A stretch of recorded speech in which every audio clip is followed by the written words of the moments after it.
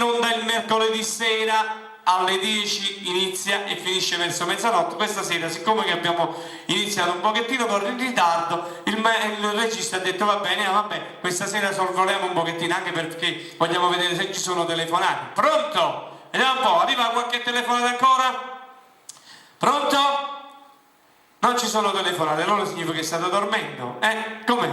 Ragazzi, forza, svegliatevi bambine. Vediamo un po'.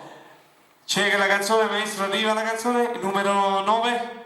C'è la canzone? Eccola, arriva la canzone. Eccola, questa è nostalgia, un pochettino di questa qua, poi mandiamo un altro paio di canzoni che già sono state richieste e poi mandiamo la sigla, logicamente. Siamo guardando in tuo specchio di capazzi, non tiene un compagno apposta sola,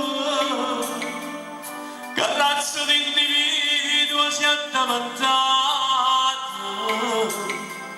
anche innamorato, non ti conosce più.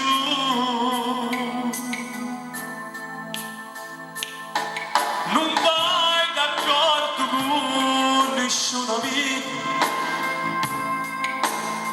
tutti oggi solidari ed indovini, non riesce più una casa e stai più male, per colpe che sto bene, non deve niente più.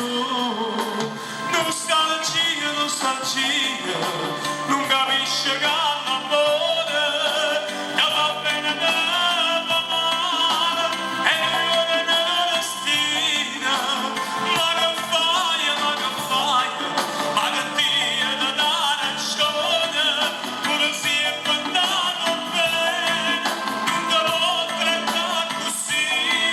Nostalgia, si ti piglia che va male. Ed era Nostalgia, una bellissima canzone mia di un po' di anni fa, scritta da Gianni Amendola. Mi scuso con la regia, ma purtroppo ci sono tante dirette e ancora tante canzoni da cantare. Con Sultana innamorata l'abbiamo, eccola!